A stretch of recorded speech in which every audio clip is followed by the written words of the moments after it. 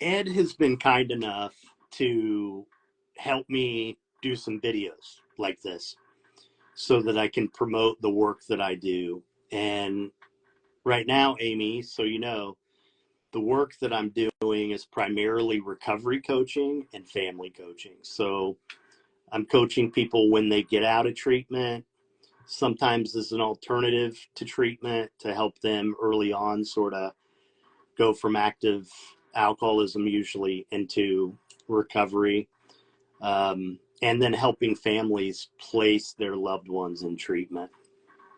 But I thought a good place for us to go today would be to talk about my philosophy on addiction, because I think it does kind of set me apart. And Amy's with the Counseling Collective. Amy Right. Huffman Therapy Services. She's fantastic, really lovely human being. So, in terms of how I look at addiction, you know, there's such a stigma around it in our society. And even in a lot of recovery circles, there's sort of a judgmental, punishing sort of attitude about it, right? At least from my point of view. And this is as someone who's been sober a really long time, who's been working with people in recovery for, you know, over 25 years at this point. That's how it feels to me.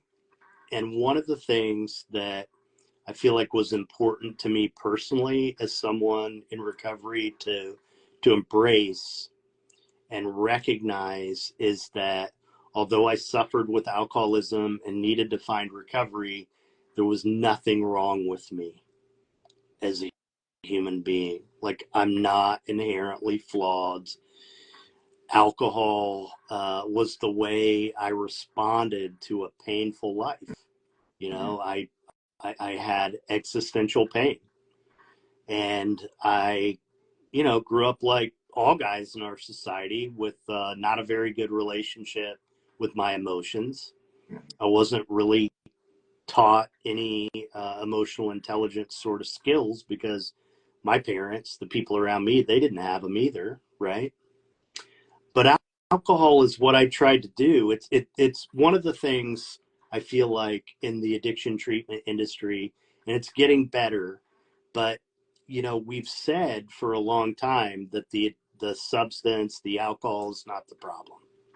And even when you look at 12-step literature, it's really clear the alcohol is not the problem. But still, a lot of times we regard it as if the alcohol is a problem, and the whole focus of early recovery treatment for people with addictions is to get them off the substance, and you know, which obviously needs to happen. But you know, one of the things that I say that I believe really strongly is that we have created a society where people would rather experience practically anything besides the way it feels to be who they are. Think about that. We've created a society where people would rather experience practically anything besides the way it feels to be who they are. So we're avoiding ourselves. We're avoiding the way we feel. And so to me, the answer is to address that, to address that. I need to be able to feel good about myself if I'm going to expect to live a life where I'm not always looking to change the way I feel. I need to find a way to be happy. I need to find a way to have self-respect. I need to find a different approach to life because what I've been doing up to this point, when I found myself in need of recovery, hasn't been working.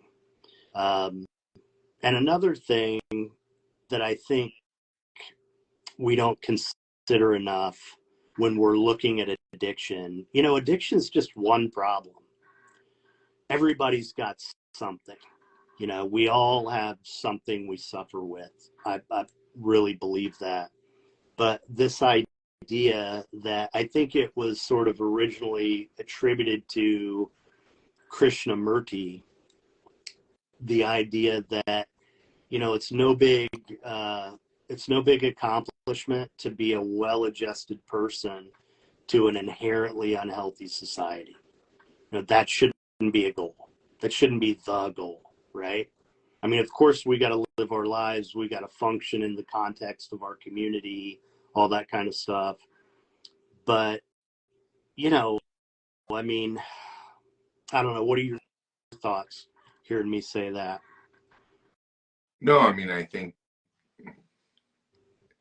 oftentimes that's the default option that people have, you know, and I think the human experience is not to live in the default setting. You know, it's about making the most out of the time that you have, and it's about really understanding opportunities and relationships in a way that supports, you know, trust and vulnerability. And but but so much of that is unavailable because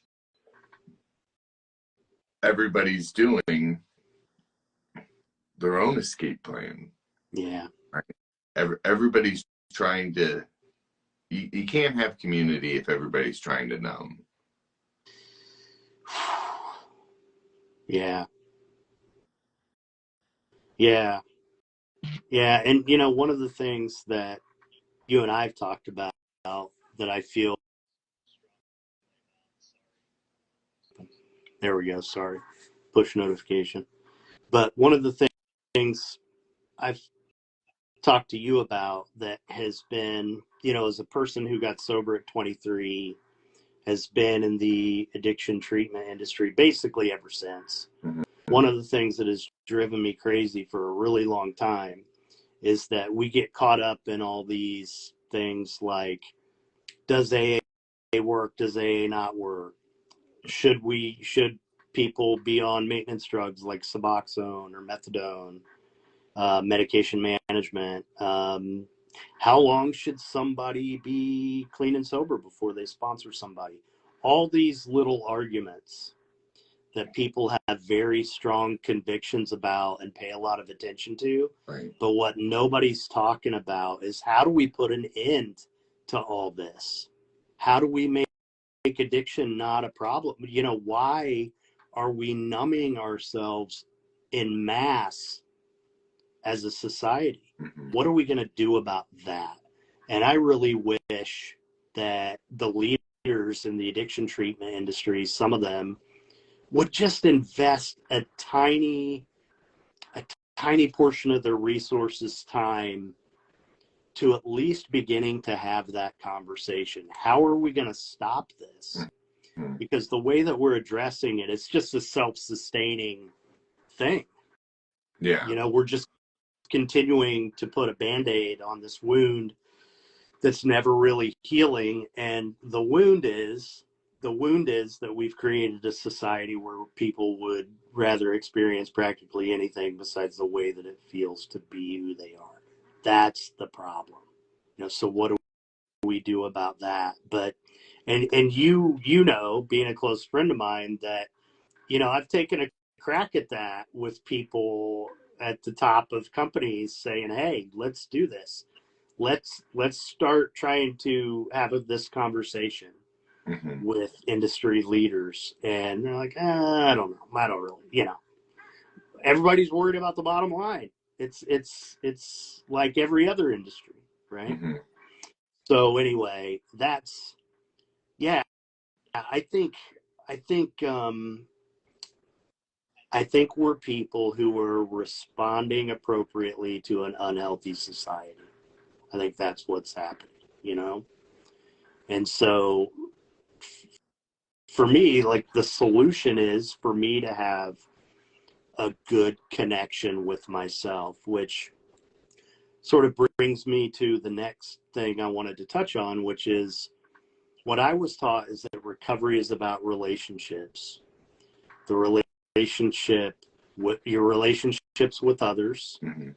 your relationship with yourself and your relationship with a higher power of your understanding, misunderstanding, whether you believe or not. You know, Right. those three, that's what recovery is about. That's how we grow.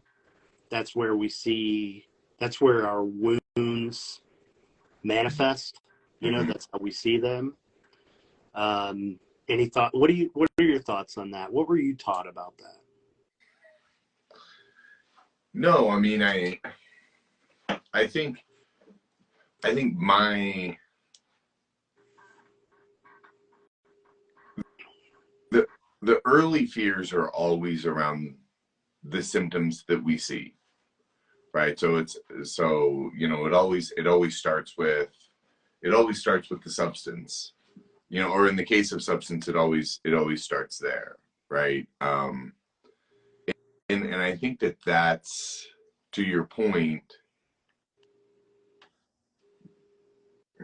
you can stop a behavior, but that doesn't necessarily mean change. Um,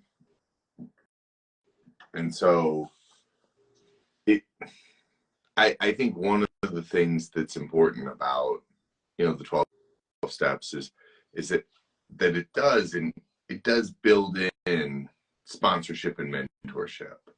You know, that there is a connection. Um, there's a connection there to say, hey, this person has gone farther than you have. They might know some things that you don't. I think one of the things that's tricky, and it's not till, like, you know, a decade later that I can look back and laugh at this, is like, you might be 2 days sober and struggling with anxiety and self defeating thoughts and self sabotage, like a whole history of self sabotage. And and the way the community works is, well, you're going to go up to this person, typically of the same sex, and for guys this is very hard, and say, hey, I really liked your share. Do you think you could help me on this like really hard journey? You know, and even though the person raises their hand and says, hey, I want to help people, you know, there's a piece in us, and I think that this is a big point that you raised. It's about feeling okay with me, because I think part of the problem is, if I don't have any ability to self-regulate me, then I'm asking you to attune with my needs, and that's a really difficult thing to do, Mm. especially if I don't have the experience um, to articulate that, or the person that I'm working with doesn't have the experience to know, oh, like, this is what misattunement can provide in relationships. Is, if you're anxious and I say, you know, well, you need to give it over to God, like, that might cause me to have more anxiety, because, you know, a God of my choosing might not necessarily be a loving God, or a higher power might not necessarily be, because again, if it's of our choosing, we're develop we might not develop the best higher power that sees us, because we don't see us very well. Yeah, you know, I mean, when you're talking about that approach to anxiety, dealing with Right, that, like social anxiety, and you know, when I talk about anxiety in this way, I'm not talking about people who have like anxiety disorders. I'm right, talking about um, the problem isn't the situation, right? right, So the answer is dealing with the situation, right? I right. mean, it makes it easier when you go through, you know, you walk through that thing. It's easier to do it the next time. But I think the change that really takes place is how you perceive yourself.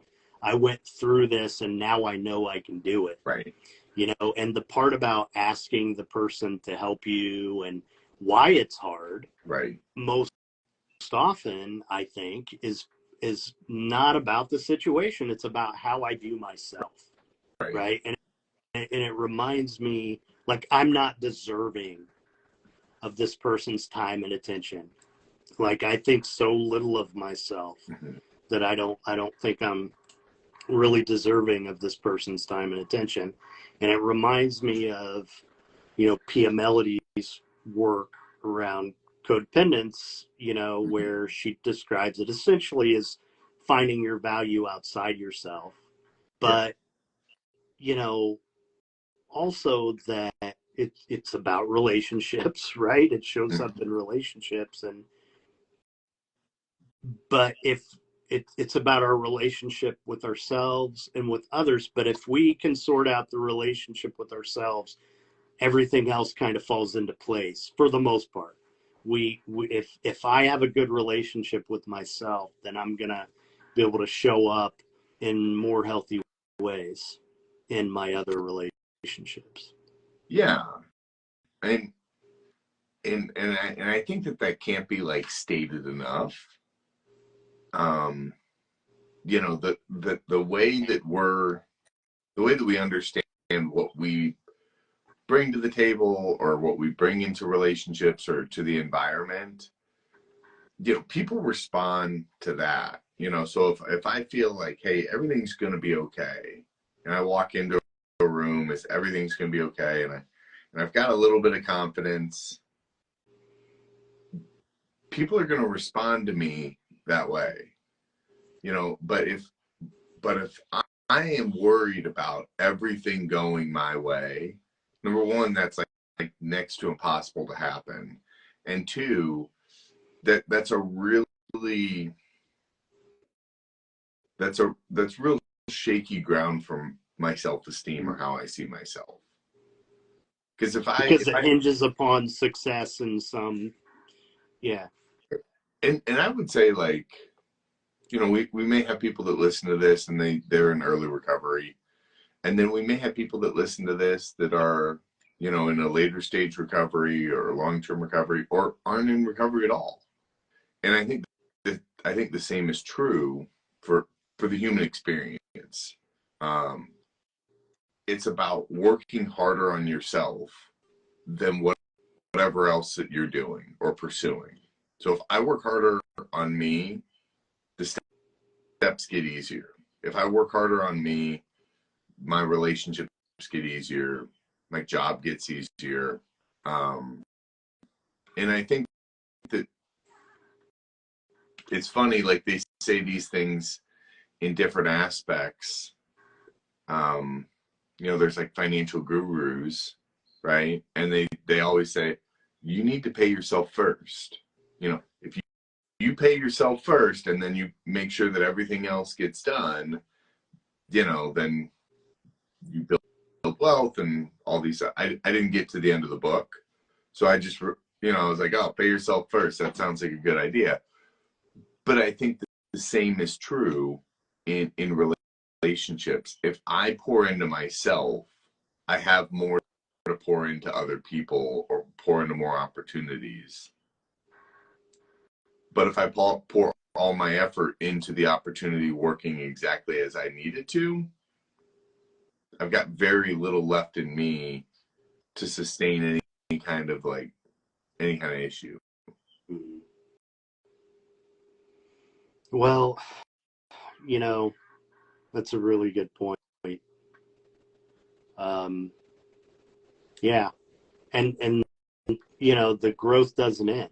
Mm-hmm. That was a key lesson that I learned early on, is that the people who I respect, the people who I want to emulate, are people who keep working on themselves and don't Yeah. stop. And sort of back to the idea that, these are things that can apply to anybody, not just someone with a substance use disorder or someone with a intimacy disorder. Mm-hmm. Um,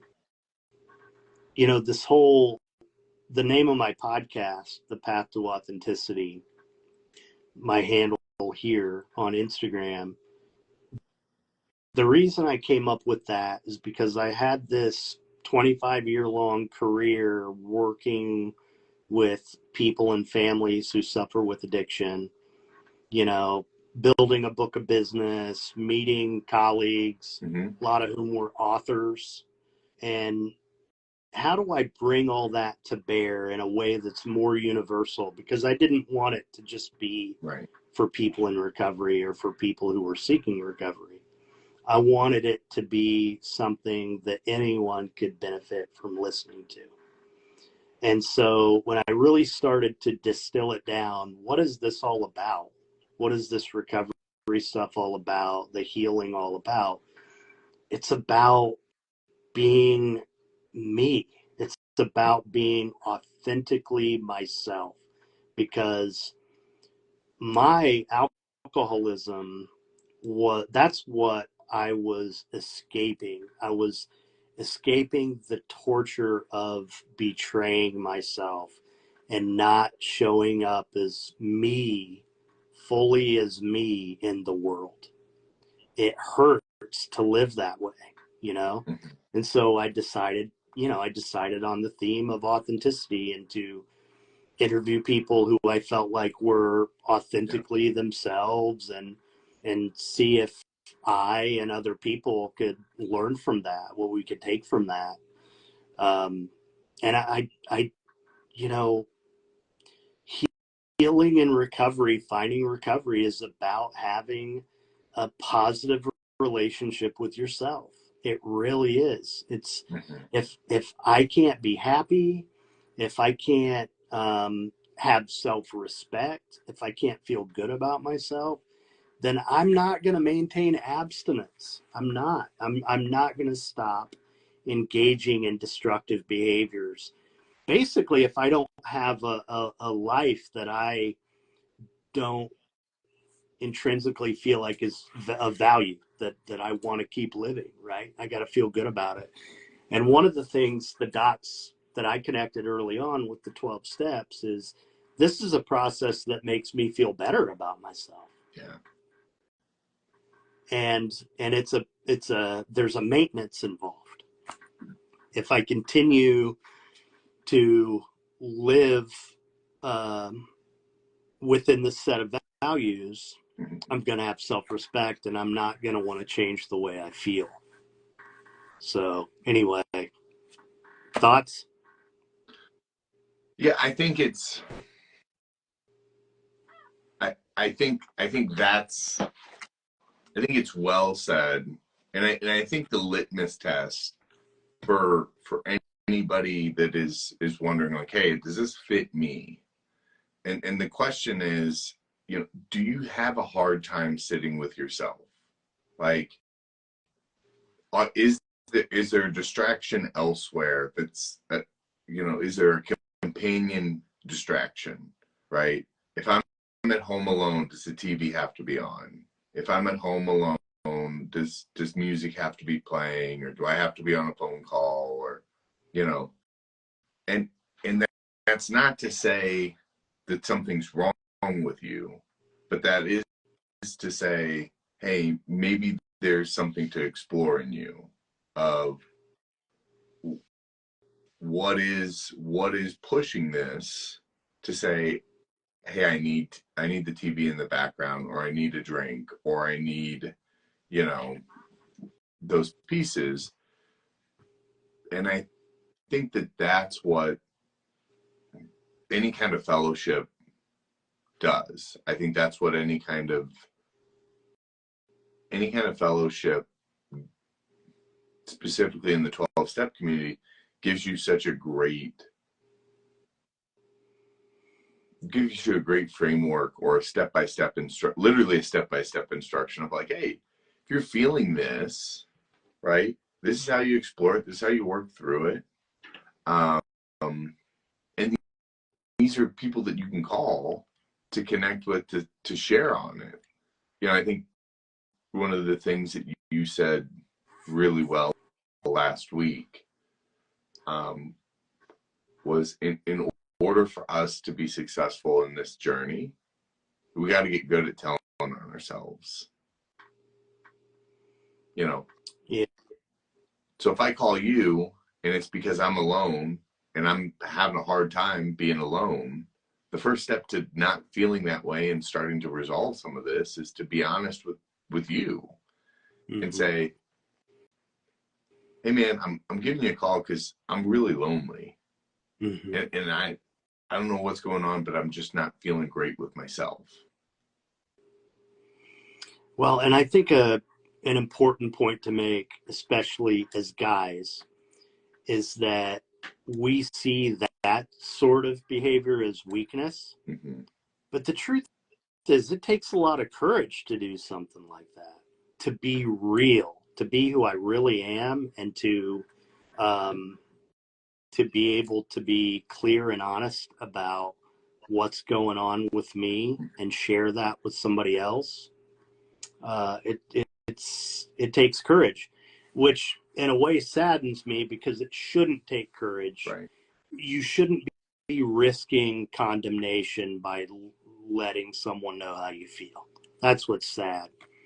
But that goes to another one of the topics that I really am passionate about, which is, there's a emotion is stigmatized in our culture. Mm-hmm. And all you have to do to understand that is pay attention to how often someone apologizes when they shed tears, when they start to tear up. People, oh, I'm sorry. Like I'm burdening you by having an emotional experience. So our beliefs about that are crazy, and dysfunctional Yeah. and problematic. And anyway, yeah, that's that's an axe I often grind. But it goes back to the authenticity thing because, well, first of all, for me being a guy, the messages I got were I wasn't supposed to feel. Right. I wasn't supposed to be sad. I wasn't supposed to be in pain. Everything was supposed to be like copacetic from an emotional standpoint. Right. And so what ended up happening when I specifically as an emerging adult experiencing a lot of pain is I thought there was something wrong with me, Right. and this is like had friends who committed suicide. Like I had difficult things going on around me, and my belief was there was something wrong with me because of the emotions I was experiencing. Like I was weak, Right. like I was broken, like it was some mental health. You know what I mean? It's like I really felt Yeah. like there was something that was wrong with me, and what I did is drink. I changed the way I felt because that's what the guys in my life did. That's how they responded to tragic events. That's how they connected with each other. That's what they did.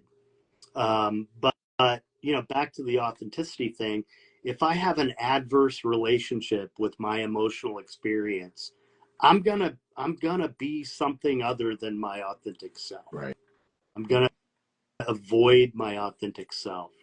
I'm gonna pretend not to be who I am, and that's a recipe for disaster in life. Well, because I mean, it truly is.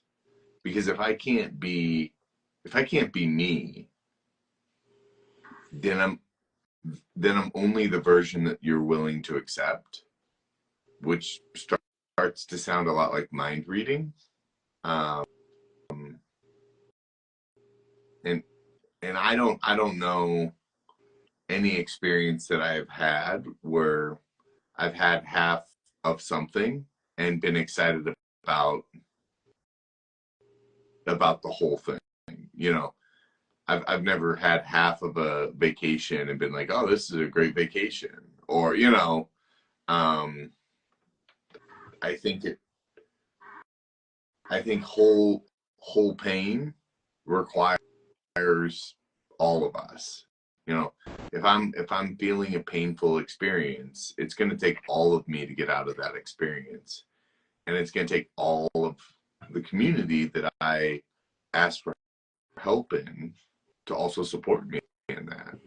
I mean, you think of some of the things. I mean, when I think through some of the things that have either, you know, been a precursor for addiction or have led to addictive tendencies, um, there's no way that you can half show up in that and then expect to get through it. You know, I mean, it's all the stuff that you and I know, but for anybody listening, like, you know, life transitions that involve like people dying, you know, uh, serious illnesses, traumatic events, um, are some of them, but then the others are just.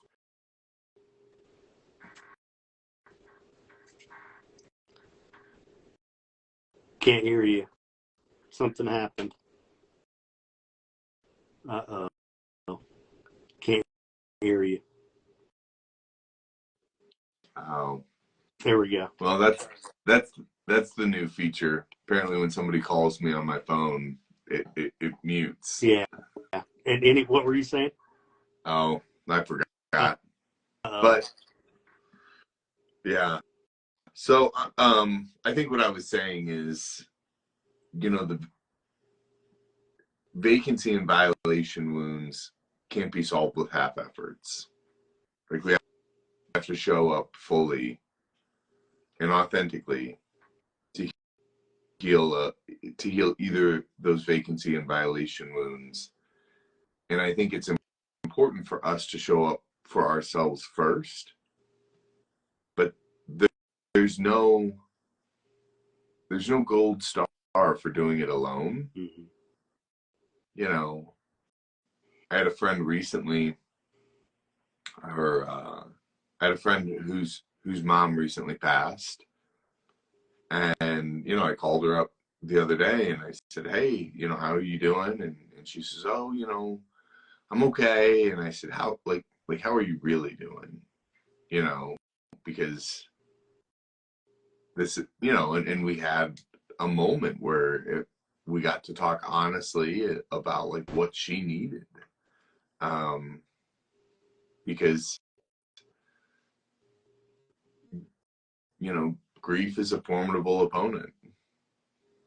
And, you know, I think that if we're reaching outside of ourselves to non-human, you know, non-human alternatives, it's we're gonna. I just don't ever think that's the answer. Yeah. Yeah. I mean, because we're avoiding reality. That's the, Yeah.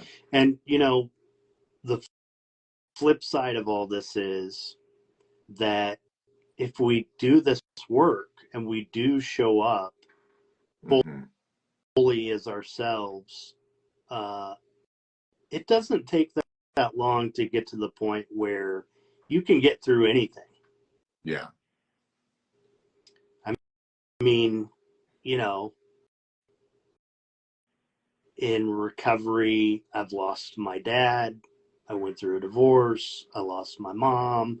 Like, never once did I think, oh my gosh, you know, I want to drink. I want to change the way I feel. Right. Or, I mean, it hurt. It hurt.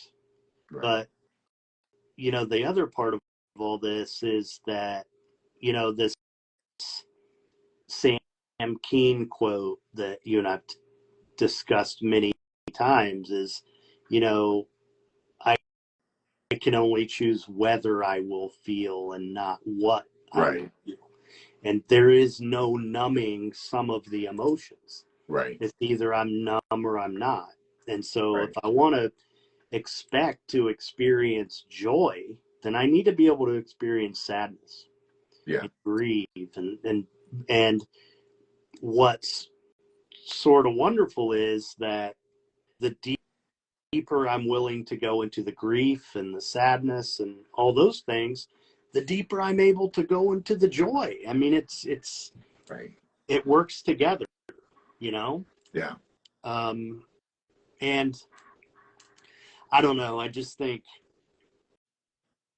the other part of this is, you know, you and I are pretty emotionally attuned. I'm a pretty touchy feely guy. You Yeah. know, I mean, I like talking about this kind of stuff. Not every guy does, and Right. that's okay.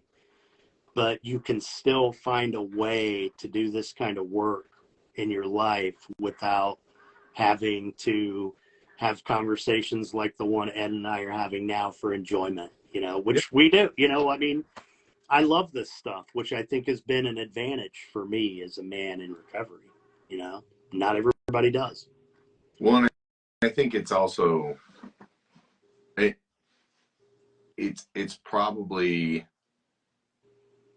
I think it's probably good to share this, and then I'll have to wrap up here on my end. But um, the gift that our relationship has given me is the ability to express myself and work through various thoughts and feelings that I have about anything going on in my life.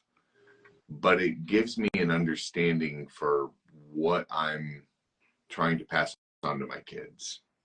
And that's the thing that I think I get most excited about, is that I get to be a better dad, or an improving dad every, I don't want to call it every other day, but you know, it's a mountain and I'm climbing it. Because the goal that I have is for my kids is that we can have a relationship similar to the one that you and I have when they're older.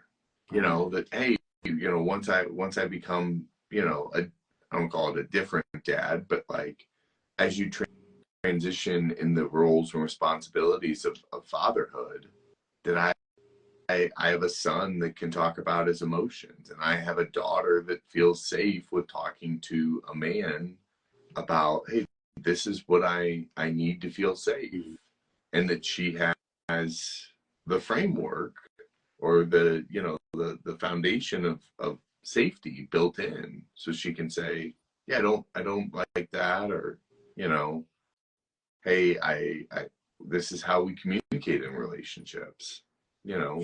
Well, and so much of it is just the ability to tolerate your emotional experience and to not be afraid of it. Mm-hmm. And so for me, being a dad with my son, it felt like validating was very, very important.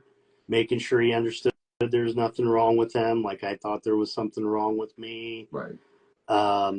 And also making it okay for him to talk about it, you know, and making it okay for him to be able to know that he could come to me and talk to me about difficult things, and whether or not he disappointed me or thought he did, that I'm not gonna turn my back on him. I'm gonna accept him. You know, all that stuff. It's a lot, man. But I think that's the essence of it. People have asked me many times, and I have a son, turns 18 tomorrow. It's unbelievable. Um, they've asked me what I thought about the genetic component of alcoholism, if I was worried about all that. And, you know, I don't know. I mean, I think there's some evidence there's a genetic component. To me, it's like, you know, nature, nurture, yes, check to both for me. Like, I, you know, probably got the gene, grew up in a house full of alcoholics. What I didn't have was somebody to teach me how to feel.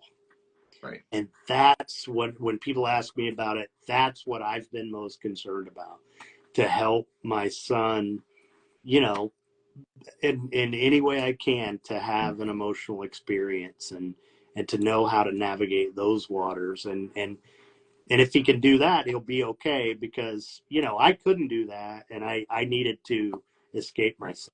Right.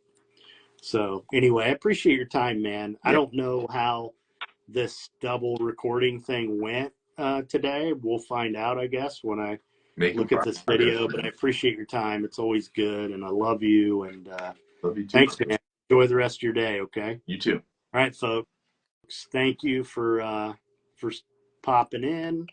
I'm going to save this so you can access it, and you guys all have a good day. Okay.